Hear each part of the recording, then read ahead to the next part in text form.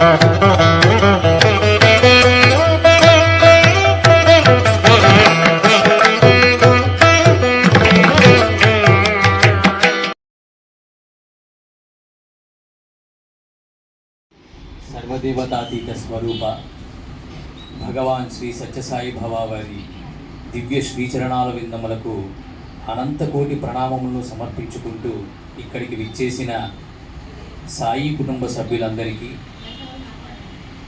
బాల వికాస్ విద్యార్థులు అందరికీ కూడా ప్రేమతో సాయిరాం.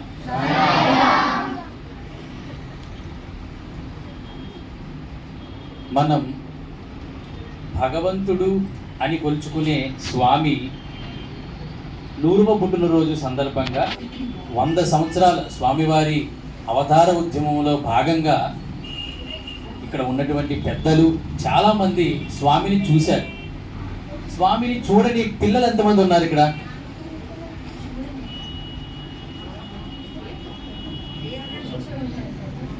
నేరుగా చూడని వారు, స్వామిని నేరుగా చూడని పిల్లలు, చూసిన వాళ్ళు పిల్లలు చూసిన వాళ్ళు, స్వామిని చూసిన వాళ్ళు, స్వామి దర్శనమిస్తున్నప్పుడు ప్రశాంతి నిలయంలో సంగీతం మీ పిల్లలే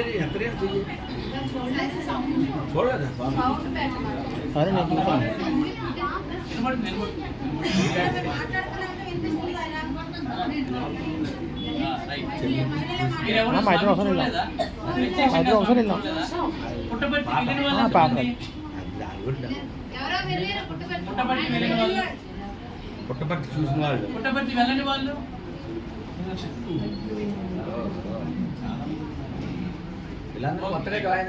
మీ అందరికీ స్వామిని నేను చూపిస్తాను. ఒక అరగంటలో స్వామిని మీ దగ్గరికి తీసుకొస్తాను. అందరూ చూద్దరు, సరేనా? ఇందులో గ్రూప్ 1 చదివే వాళ్ళు ఎంతమంది ఉన్నారు?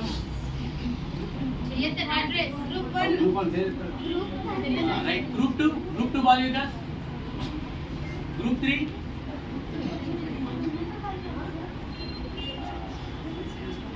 బాల వికాస్ చదవని వాళ్ళు, బాల వికాస్ నేను జాయిన్ అవ్వలేదు ఇప్పటి వరకు, బాల వికాస్ రాలేదు అన్న వాళ్ళు ఇద్దరేనా? Okay okay, very recent.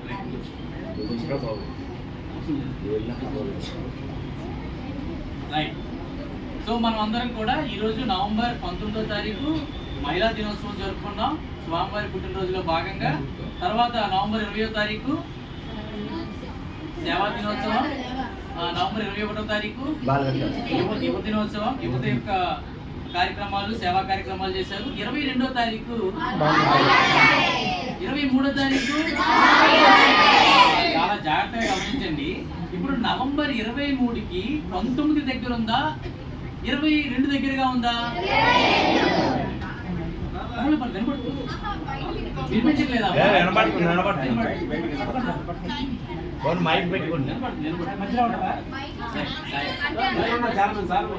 వినబడుతుందేమో Sai అమ్మ. అమ్మ ఒకసారి ఇప్పుడు మీరు సైలెంట్ గా ఉంటే వినబడుతుందా? అమ్మ వినబడుతుందా? నాకు వినబడుతుందా? వినిపించట్లేదా? బయటకు వినిపించట్లేదా?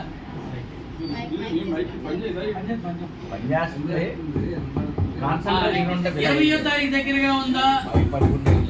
22వ తారీఖు దగ్గరగా ఉందా? 21 దగ్గరగా ఉందా? 22 దగ్గరగా ఉందా? అంటే జాగ్రత్తగా గమనించండి. స్వామికి యువజన విభాగం అంటే ఎక్కువ ఇష్టమా, సేవా విభాగం అంటే ఎక్కువ ఇష్టమా, ఆధ్యాత్మిక విభాగం అంటే ఎక్కువ ఇష్టమా, బాలికా విభాగం అంటే, విద్యా విభాగం అంటే చాలా ఇష్టం? అందువల్ల ఇప్పుడు స్వామి నవంబర్ 22వ తారీఖుని దగ్గరగా పెట్టుకున్నారు. మీరు చాలా జాగ్రత్తగా గమనించండి. స్వామి వీడియోస్ చూసుంటారు కదా, స్వామికి దగ్గరగా ఎవరుంటారు? పిల్లలు ఉంటారు. అంతే కదా, కరెక్టే కదా? పెద్దవాళ్ళందరూ కూడా వెనకుంటారు, ముందు పిల్లల్నే ఉంచుతారు స్వామి. ఎందుకు పిల్లల్నే స్వామి దగ్గర పెట్టుకుంటారు?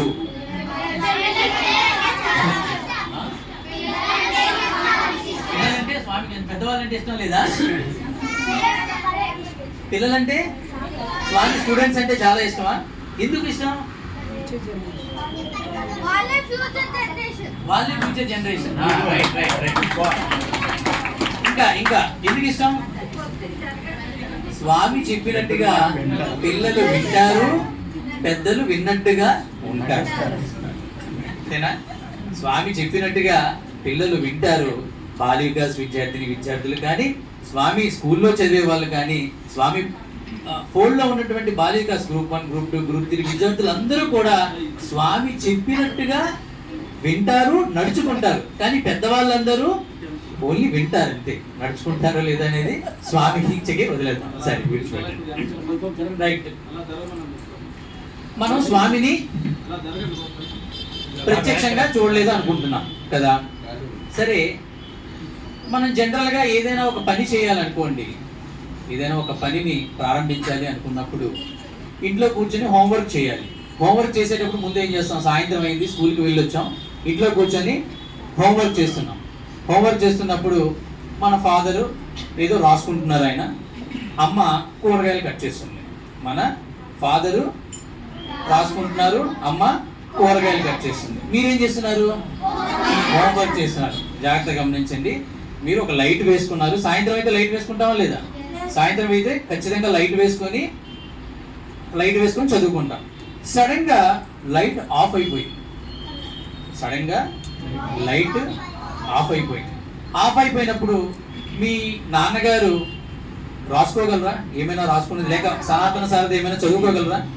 చదువుకోలేరు. మీ అమ్మగారు కూరగాయలు కట్ చేయగలరా? కట్ చేయలేరు. మీరు చదువుకోగలరా? చదువుకోలేరు. అంటే మీరు ముగ్గురు చేసే పనులకు ఏది బేస్? లైట్ ఉంటే చేస్తారు, లైట్ లేకపోతే? లైట్ లేకుండా చేయలేమా? చేయలేం. లైట్ లేకపోతే చేయలేం. సరే, ఈ పాయింట్ ని చాలా జాగ్రత్తగా అబ్జర్వ్ చేయండి. లైట్ లేకపోతే మనము ఏమీ చేయలేము, అవును కదా? సరే, ఈ విషయాన్ని గుర్తుపెట్టుకోండి. మళ్ళీ లాస్ట్ లో ఒకసారి మాట్లాడుకుందాం. స్వామి తన పిల్లలతో మాట్లాడుతున్నప్పుడు ఒకనొక సందర్భంలో కులవంత్ హాల్లో మందికి ఇంటర్వ్యూ ఇస్తారు. స్వామి ఇంటర్వ్యూ రూమ్ అని ఉంటుంది, కులవంత్ హాల్ అంతా ఉంటుంది. హాల్లో అందరూ పెద్దవాళ్ళు అందరూ కలిసి భజనలు చేస్తూ ఉంటారు. స్వామివారి దర్శనార్థం కోసం, స్వామివారి దర్శనం కోసం అందరూ కూడా వెయిట్ చేస్తూ ఉంటారు. వెయిట్ చేస్తూ ఉన్నప్పుడు ఒకనొక సందర్భంలో మీరు అందరు పిల్లల్ని దగ్గర కూర్చోబెట్టుకొని స్వామి ఒక ప్రశ్న వేశారంట. ఆ ప్రశ్న ఏంటంటే, బంగారు, నాకు నీకు ఏమిటి తేడా అని. బంగారు, నాకు మీకు ఏమిటి తేడా? పెద్దవాళ్ళని అడగలేదు, పిల్లల్నే అడిగాడు. స్వామి అడిగితే, ఇప్పుడు ఇదే ప్రశ్న స్వామి మిమ్మల్ని అడిగితే మీరు ఏం చెప్తారు? మీరు దేవుడు. స్వామి యాక్సెప్ట్ చేయలేదు ఆ ఆన్సర్కి. ఇంకా చాలా మంది చెప్తారు అలాగే, స్వామి మీరు దేవుడు స్వామి, మేము మనుషుల స్వామి, మీరు అవతార పురుషుల స్వామి, మేము నార్మల్ మనుషుల స్వామి, మేము పిల్లల స్వామి, చాలా చిన్న పిల్లల స్వామి, స్కూల్కి వెళ్ళే పిల్లల స్వామి అని చెప్పారు. ఇంకా స్వామి అన్నింటినీ నేర్పిస్తారు, మనం నేర్చుకుంటాం. అయినా స్వామికి ఆ సమాధానం నచ్చలేదు.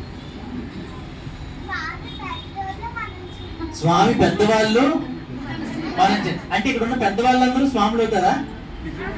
ఎందుకు ఎవరు?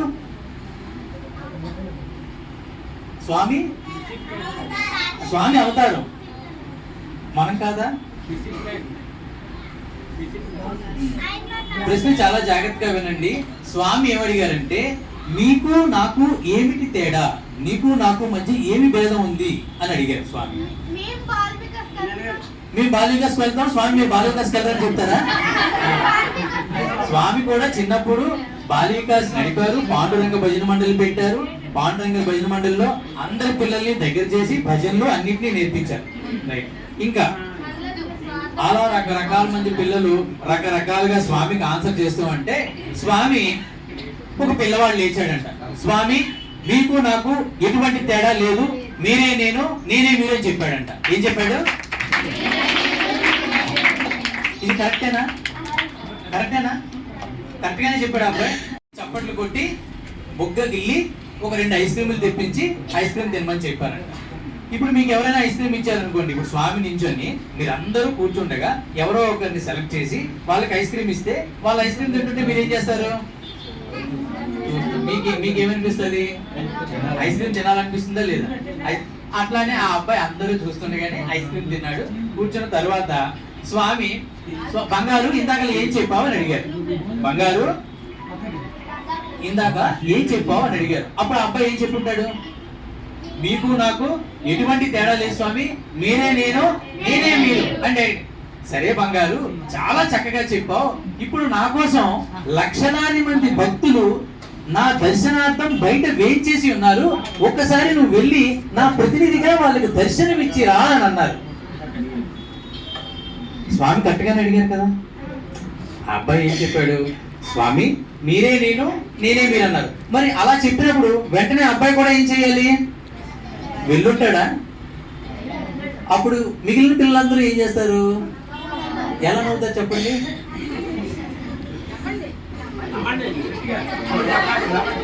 అలానే నవ్వారు. ఇంతకు ముందు స్వామి అప్రిషియేట్ చేసేటప్పుడు ఏం చేశారు? అందరూ ఒక్కసారి పాప మా అబ్బాయి గ్రేట్ అని చెప్పేటట్టుగా అలా చూశారు. కానీ ఒక్కసారి స్వామి ఇలా అనేసరికి రైట్ అంటే అంత ధైర్యంగా చెప్పాడు కదా స్వామి, నేనే మీరు మీరే నేను అని. మరి ఎందుకు వెళ్ళలేకపోయాడు? రూపం వేరు. వెళ్ళి ఉంటే ఖచ్చితంగా సత్యసాయి పరమాత్ముడు ఆ పిల్లవాడి రూపంలో లక్షలాది మంది భక్తులకు దర్శనం ఇచ్చేవారు. కానీ ఎందుకు వెళ్ళలేదు? తను భగవంతుణ్ణి కాదేమోనన్న సందేహం ఎవరిలో ఉంది? కానీ తన ముందు ఉన్నటువంటి భగవంతుడే ఆజ్ఞ ఇచ్చాడు. కానీ వెళ్ళి ఉంటే స్వామి ఖచ్చితంగా ఆ పిల్లవాడి రూపంలో అందరికీ దర్శనం ఇచ్చేవారు. చాలా మాటలు స్వామి తన భక్తుల రూపంలో చాలా మందికి దర్శనం ఇచ్చారు. అలా జరిగిన సందర్భాలు కూడా ఉన్నాయి.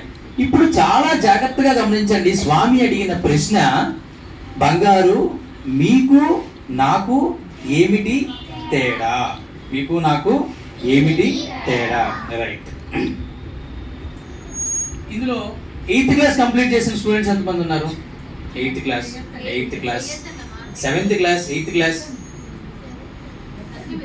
7th and 8th class. Right okay right. Hands down చేయండి. Law of conservation of energy అనే మాట విన్నారా? Law of conservation of energy అంటే ఏంటి? ఎనర్జీ కన్జర్వేషన్ అంటే చాలా జాగ్రత్తగా మైకు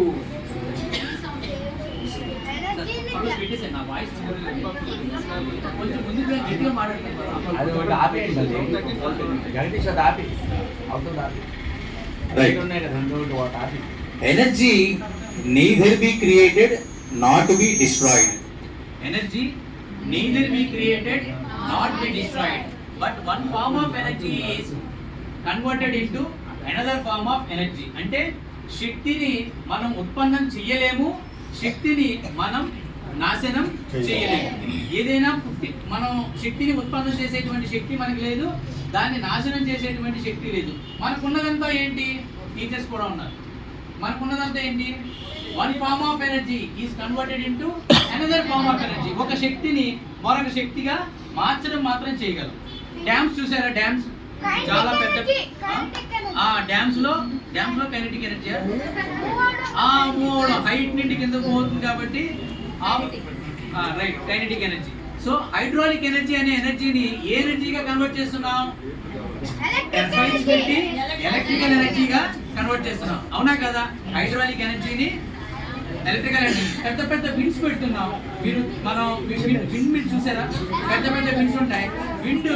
విండ్ ఎలా గాలికి విండ్ తిరుగుతుందా లేదా? గాలికి విండ్ రొటేట్ అవుతుంది. రైట్, వినాలి. చాలా జాగ్రత్తగా వింటే తప్ప స్వామి మీకు కనిపించరు. చాలా జాగ్రత్తగా వింటే తప్ప స్వామి మీకు కరెక్ట్ గా 7 గంటల 30 నిమిషాలు కనిపించరు. చాలా జాగ్రత్తగా గమనించండి. సో ఒక ఫార్మ్ ఆఫ్ ఎనర్జీని మరో ఫార్మ్ ఆఫ్ ఎనర్జీగా కన్వర్ట్ చేయగలం. ఒక విండ్ ఎనర్జీని ఇలా కన్వర్ట్ చేయగలం. అట్లానే ఎలక్ట్రిక్ ఎనర్జీని మళ్ళీ ఏం చేయగలం? ఇక్కడ ఇప్పుడు ఎలక్ట్రికల్ ఎనర్జీ వచ్చిందా? ఎక్కడుంది ఎలక్ట్రికల్? ఆ వైర్ లో వెళ్తుందా? బయటికి ఎలా వచ్చింది? లైట్ రూపంలో వచ్చిందా? ఎనర్జీ మారిందా? రైట్, చాలా జాగ్రత్తగా గమనించండి. సంగీత బయటికి స్వామి బయట మన సైన్స్ చెప్తుంది, మరి ఎనర్జీని ఎవరు క్రియేట్ చేస్తున్నారు? ఎనర్జీని మనకి ఏం తెలియకపోయినా ఎనర్జీని స్వామి మీద తోసేయచ్చు. మనకి ఏం తెలియకపోతే అది స్వామి మీద తోసేయాలి. అది ఎవరు చేశారు? నేను కాదు. ఆ సంజీవని పర్వతాన్ని ఎవరెత్తారు? నేను కాదు. ఎవరెత్తారు సంజీవని పర్వతాన్ని? చాలా మంచి సమాధానం. నేను కాదని చెప్తారేమో అనుకున్నాను. స్వామి. రైట్. స్వామి ఏం చెప్తున్నారంటే ఎనర్జీని చాలా జాగ్రత్తగా గమనించండి అన్న. మనం భగవంతుని చూసేటువంటి కోణం ఎలా ఉండాలి అంటే, ఒక ఎనర్జీని ఒక ఫార్మ్ ఆఫ్ ఎనర్జీని మరొక ఫార్మ్ ఆఫ్ ఎనర్జీగా మార్చగలం, కానీ ఎనర్జీని క్రియేట్ చేయలేం. మరి ఎనర్జీని క్రియేట్ చేస్తుంది ఎవరు? ఫస్ట్ క్వశ్చన్ ఆన్సర్ మీరు చెప్పనవసరం లేదు. ఫస్ట్ క్వశ్చన్ రైట్ పెట్టండి. మనకి న్యూట్రాన్, ఎలక్ట్రాన్, ప్రోటాన్ అనే 3 ఉంటాయి. చూసారా ఎప్పుడైనా వాటిని? విన్నారా? చూసారా ఎవరైనా? చూసిన వాళ్ళు ఎవరైనా చేయొద్దండి. చూసారా ఎవరైనా? రైట్. ప్రోటాన్ ఉంటుంది, న్యూట్రాన్ ఉంటుంది. ప్రోటాన్ చుట్టూ న్యూక్లియస్ చుట్టూ ఎప్పుడు కూడా ఎలక్ట్రాన్ ఎప్పుడు కూడా ఇనఫ్ వెలాసిటీతో ఎప్పుడు కూడా తిరుగుతూ ఉంటుంది. ఇప్పుడు క్వశ్చన్ ఏంటంటే, ఈ న్యూక్లియస్ చుట్టూ అందరికీ కాన్సెప్ట్ తెలుసు కదా, ఈ న్యూక్లియస్ చుట్టూ ఈ ఎలక్ట్రాన్ తిరగడానికి ఏది కారణం? ప్రోటాన్. ఎనర్జీ ఎలా వచ్చిందా? ఎనర్జీ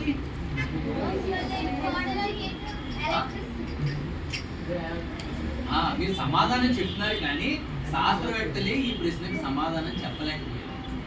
మీరు అందరూ ఏదో చెప్తున్న ప్రయత్నం చేస్తున్నారు, కానీ శాస్త్రవేత్తలు కూడా చెప్పలేని సమాధానం ఏంటంటే, మేము న్యూక్లియస్ ని కనుగొనగలిగాం తప్ప ఈ న్యూక్లియస్ చుట్టూ తిరుగుతున్నటువంటి ఎలక్ట్రానిక్ ఈ శక్తి ఎలా వచ్చింది అనేది శాస్త్రవేత్తలు కూడా బిగ్ బ్యాంగ్ ప్రయోగం చేశారు. గుర్తుందా? బిగ్ బ్యాంగ్ ప్రయోగం చేసి దాన్ని కనుగొనడానికి ప్రయత్నం కనుగొన్నారా? ఏం కనుగొన్నారు? కనుక్కోలేకపోయారు. 5000 సంవత్సరాల క్రితం శ్రీకృష్ణ పరమాత్మ అవతారం దాల్చిన తరువాత స్వామివారు భగవద్గీతను ఉపదేశిస్తూ ఒక మాట చెప్పారు. భగవద్గీత శ్లోకంలో, అహం వైశ్వానరో భూత్వా ప్రాణినాం దేహమాశ్రితః ప్రాణాపాన సమాయుక్తః పచామ్యన్నం. ఇంకా ఏం చెప్పారంటే, ఈ భూమిలో ఉండేటువంటి సుగంధాన్ని నేను, ఈ జలముల్లో ఉండేటువంటి రుచిని నేను, ఈ ఆకాశంలో ఉండేటువంటి తేజస్సుని, సూర్యునిలో ఉండేటువంటి కాంతిని, సమస్త శక్తిని నేనే అని చెప్పాడు. ఇప్పుడు చెప్పండి, ఎనర్జీ క్రియేటర్ ఎవరు?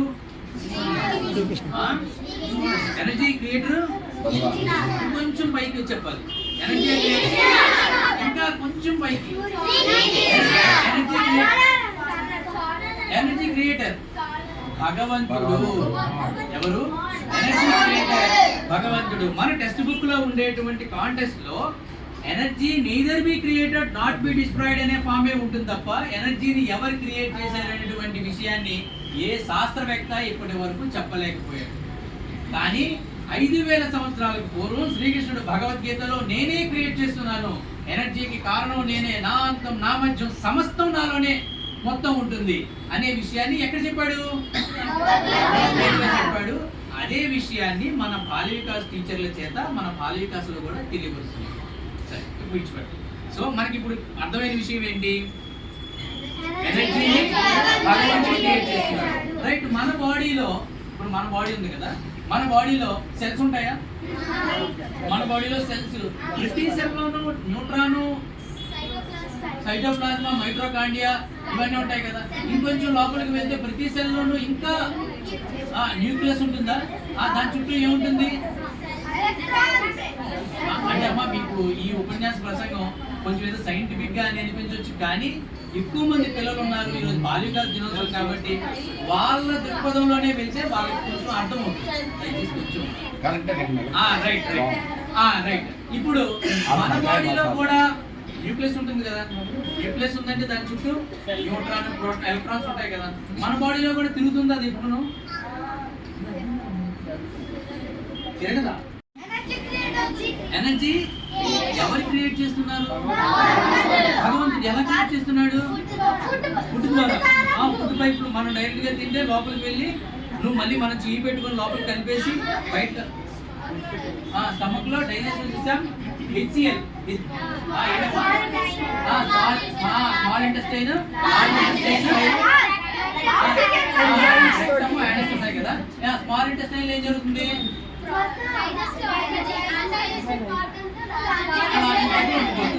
డైజెస్టైన్ చాలా జాగ్రత్తగా గమనించండి. ఇప్పుడు మనం ఫుడ్ వేస్తున్నాం కదా, ఆక్సిజన్ వల్ల గ్లూకోజ్ బర్న్ అవుతుంది. ఎనర్జీగా మారుతుంది. రైట్. ఆక్సిజన్ అనేది బాడీలోకి వెళ్తుంది. రైట్. ఇప్పుడు మనం చెప్పేది అక్కడ స్మాల్ ఇంటెస్టైన్ లో కదా ఫస్ట్ వెళ్తుంది. స్మాల్ ఇంటెస్టైన్ లోకి వెళ్ళిన తర్వాత చాలా జాగ్రత్తగా వినండి. ఎనర్జీ ఎలా క్రియేట్ అవుతుంది మనకి? సరే, ఇప్పుడు మనం తింటున్నాం. తినిన తర్వాత అది ఎనర్జీగా ఎలా కన్వర్ట్ అవుతుంది? స్టమక్. స్టమక్ ఎవరు చెప్పారు వేయమని? బ్రెయినా? రైట్. అహం వైశ్వా నరో భూత్వా అంటే అర్థం చెప్పలేదా మీ బాలిక విషయం? అహం వైశ్వా నరో భూత్వా, వైశ్వానరుడు అనేటువంటి రూపంలో నేను ప్రతి ఒక్క దేహంలోనూ ఉన్నాను.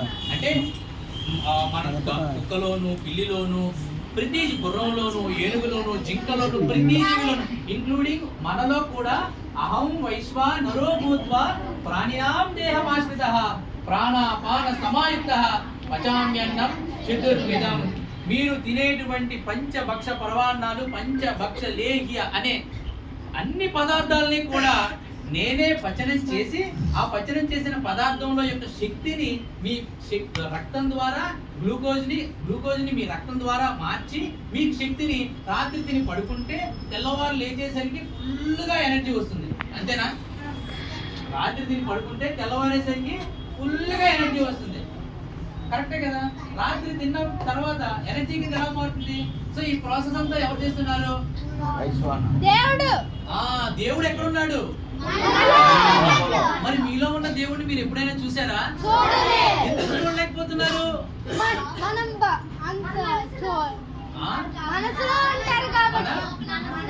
లోపల అంటే ఎక్కడ? సరే, విడిచిపెట్టండి, అవన్నీ వదిలేసేయండి. రైట్. ఒక మాట, డైజెస్టివ్ సిస్టమ్ అనేది మనకు తెలిసిన సత్యమా కాదా? అది సత్యం. డైజెస్టివ్ సిస్టమ్ లో హైడ్రోక్లోరిక్ యాసిడ్ అనేది బయటికి రావడం అనేది సత్యం. యాసిడ్ అనేది చల్లగా ఉంటుందా, వెచ్చగా ఉంటుందా? అది పొట్టలోకి వచ్చిన తర్వాత వేడిగా ఉంటుంది. స్వామి ఏం చెప్పాడు? అహం వైశ్వా నరో భూత్వా అన్నాడు కదా. ఎవరు చేస్తున్నారని చెప్పాడు? నేనే చేస్తున్నాను. ఇప్పుడు energy neither be created not be destroyed. సైంటిస్టులు ఏం చెప్పారు? ఎనర్జీని ఇక్కడ వరకే మేము చెప్పగలం, కానీ ఎనర్జీని ఎవరు క్రియేట్ చేస్తున్నారో మేము చెప్పలేము అని సైంటిస్టులు ఒప్పుకున్నారు కదా. ఇప్పుడు స్వామి ఏమంటున్నాడు? నేనే ఎనర్జీని క్రియేట్ చేస్తున్నాను, నేనే ఎనర్జీని డిస్ట్రాయ్ చేస్తున్నాను, నేనే సమస్తాన్ని మారుస్తున్నానని చెప్తున్నాడు. కాబట్టి ఇప్పుడు భగవంతుడు ఎక్కడ ఉన్నాడు? మనలోనే ఉన్నాడు. ఇప్పుడు స్వామి ఎక్కడ ఉన్నాడు? ఇప్పుడు స్వామిని ఎక్కడ వెతకాలి? మనలో వెతికితే స్వామి కనిపిస్తాడా? రైట్. ఇప్పుడు ఆ అబ్బాయి ప్రశ్న దగ్గరికి వెళ్తాం. ఇప్పుడు మనం ఏ ప్రశ్న దగ్గర అయితే ఉండిపోయామో ఆ అబ్బాయి కూడా అదే ప్రశ్న దగ్గర ఉండిపోయాడు కదా ఇందాకలా.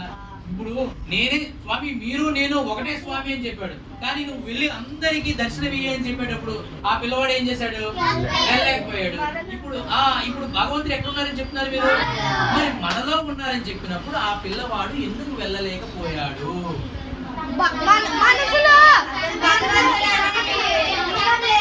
ఇప్పుడు మీరు నమ్మకం ఉందా మీరు భగవంతుడిని? సరే, ఎంత చెప్పాను కదా, మీలోనే భగవంతుడు ఉన్నాడని చెప్పాను. పోనీ నేను ప్రామాణికంగా లేని ఏదైనా ఒక శ్లోకాన్ని తీసుకొచ్చి మీకు చెప్పానా? మన హైందవ సాంప్రదాయమే కాదు, సమస్త సంప్రదాయాలన్నిటి అంగీకరించినటువంటి ఏకైక గ్రంథం భగవద్గీత. భగవద్గీతలో శ్లోకమే కదా నేను చెప్పాను. మీరు తప్పు చెప్తున్నారు, మీరు ఈ మాట ఎక్కడి నుండి చెప్పారో, ఆక్స్ఫర్డ్ యూనివర్సిటీ నుండి ఏదైనా డిస్ప్లే నుండి తీసారా అనడానికి కూడా లేదు కదా. నేను ఎక్కడి నుండి చెప్పాను? ఇంకా డీటెయిల్డ్గా చెప్పాలంటే మన బాల్యవికాస్ శ్లోకంలో చెప్పింది. మన బాల్యవికాస్లో మనం ప్రతిసారి చదువుకున్న శ్లోకమే. అహం వైశ్వా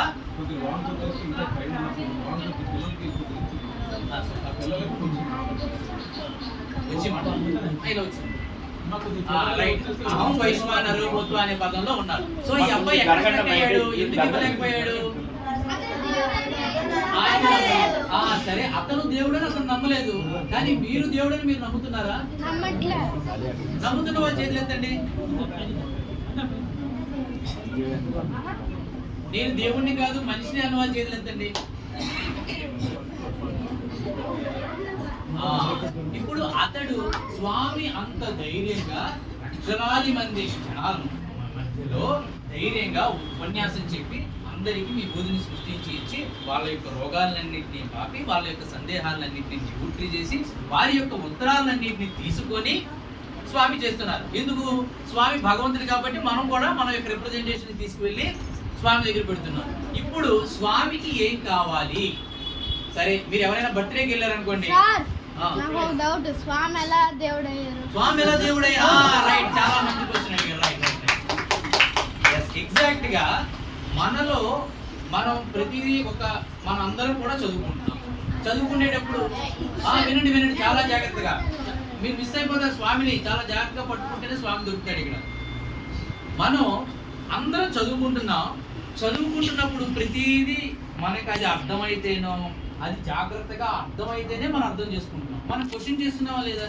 నువ్వెందుకు భగవంతుడు? మనం ప్రతి ఒక్క టీచర్ని క్వశ్చన్ చేస్తుంటావా లేదా? అట్లా మనం భగవంతుడు అనేటువంటి భగవంతుడిని మనం ఎందుకు క్వశ్చన్ చేయట్లేదు?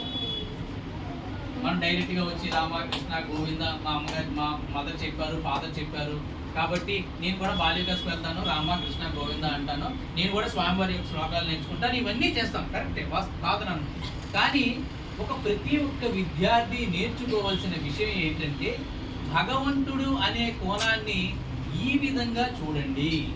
భగవంతుడు అనే కోణాన్ని ఏ విధంగా చూడాలి? ఎనర్జీ రూపంలో మనలోనే ఉన్న భగవంతుడు మనకు ఎందుకు ప్రస్ఫుటం కాలేకపోతున్నాడు? ఎనర్జీ రూపంలో మనలోనే ఉన్నటువంటి భగవంతుడు, నేను చెప్పిందండి సైంటిఫికే కదా, తప్పులేం కాదు కదా, సైంటిఫిక్ గానే చెప్తున్నాను కదా. మనలోనే ఉన్న భగవంతుడిని మనం ఎందుకు చూడలేకపోతున్నాం? చెప్పండి దీనికి కారణం.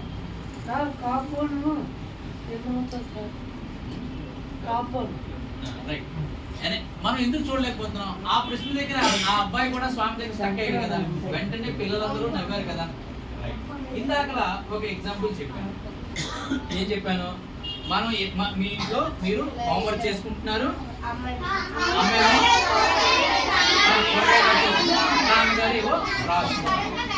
లైట్ సడన్ గా ఆగిపోతే, కరెంట్ పోతే ముగ్గురు పని ఆగిపోయింది.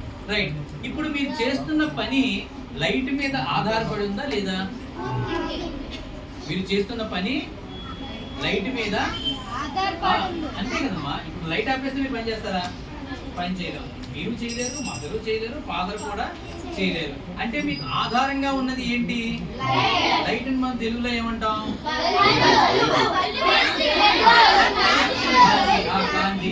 ఇంకా మనం ఇక్కడ పెడితే దీపం ఇంకా జ్యోతినా? రైట్, సరే విడిచిపెట్టండి. సో మనం ఏమంటున్నాం? దీన్ని లైట్ ని జ్యోతి అంటే మనం సరే ఒక దీపం వెలిగించుకుంటే ఆ కాంతి వెలుగులో అందరం పనిచేయరు. ఆ దీపం ఆరిపోతే ఏ పని చేయలేము. సరే, ఇప్పుడు మనం అందరం ఉన్నాం, హాయిగా ఆడుతున్నాం, జాగ్రత్తగా తిరుగుతున్నాం, స్కూల్కి వెళ్తున్నాం, వస్తున్నాం, చేస్తున్నాం. మనం ఎప్పుడైనా దూరంగా ఎవరినైనా ఒక శవపేటికని తీసుకెళ్తున్నట్టుగా శ్మశానంలో ఒక శవాన్ని చూసినట్టుగా చూసారా? అతనిలో ఏదైనా చలనం ఉందా? చలనం లేకపోతే ఎందుకు ఉండదు? అతన్ని కొడితే లెగుస్తాడా? మనం ఇప్పుడు ఈ అమ్మాయిని కొడితే ఆ అమ్మాయి తిరుగుతుందా లేదా నన్ను? మరి ఇప్పుడు ఆ బాడీని కొడితే ఎందుకు లేవదు? ఏం పోయింది? ఎక్కడి నుండి వచ్చింది? అది బాడీలో ఉందా? బాడీలో ఇంతకు ముందు ఉంది, ఆ తర్వాత ఇంతకు ముందు ఉన్నది ఏంటి? ఆత్మ అంటే జ్యోతి. జ్యోతి అంటే చాలా జాగ్రత్తగా గమనించండి. రైట్ రైట్, ఇక్కడే వినండి. ఎప్పుడు స్విచ్ ఆఫ్ చేస్తే అప్పుడు మిగిలిన పనులన్నీ ఆగిపోతాయో అట్లానే లోపల ఉన్నటువంటి జ్యోతి అనేది బయటకు వెళ్ళి ఆగిపోదమ్మా. బయటకు వెళ్ళిపోతే ఈ బాడీ కూడా స్విచ్ ఆఫ్ చేసిన లైట్ మాదిరిగానే ఏమీ చేయకుండా అలా ఉంటుంది. మీకు అర్థమైందా? లైట్ ఉంటేనే పని చేస్తుంది, లైట్ లేకపోతే ఏ లైట్ ఉంది? ఇప్పుడు మనలో లైట్ ఉందా లేదా? ఏ లైట్ ఉంది? ఆత్మ జ్యోతి. మీరు ఎప్పుడైనా చూసారా? చూడలేదా? ఎప్పుడు చూడలేదు మీలో ఉన్న జ్యోతిని. మీరు జ్యోతి ధ్యానం చేశారా? జ్యోతిని చూడండి. జ్యోతి లోపలికి వెళ్తుంది, చేతుల్లోకి వెళ్తుంది, కాళ్ళలోకి వెళ్తుంది, అన్నిటిలోకి వెళ్తుంది. జ్యోతి ధ్యానం చేయలేదా? ఉదయం నగర సంగీతం చేసేటప్పుడు బాల్యవికాస్ డే కదా, ఈరోజు నగర సంగీతం రాలేదా? జ్యోతి ధ్యానం చేయలేదా? మరి చేశారు కదా. లోపల ఉన్న జ్యోతిని చూసారా? చూడలేదు. సరే, లోపల జ్యోతి ఉందా లేదా? ఉంది. 100% పక్కా ఉన్న వాళ్ళు చేతులెత్తండి. నాకు ఇంకా నమ్మకం లేదు, లోపల జ్యోతిని నేను చూడలేదు అన్న వాళ్ళు చేతులెత్తండి. ధైర్యంగా అడగాలి. మరి ఏదైనా ప్రశ్న అడిగేటప్పుడు ధైర్యంగా ఉంటారు. లోపల జ్యోతిని నేను చూడలేదు అన్న వాళ్ళు చూడలేకపోతే చూడలేదని చెప్పాలి. అది నిందో చేసిన ఇద్దరు కదా.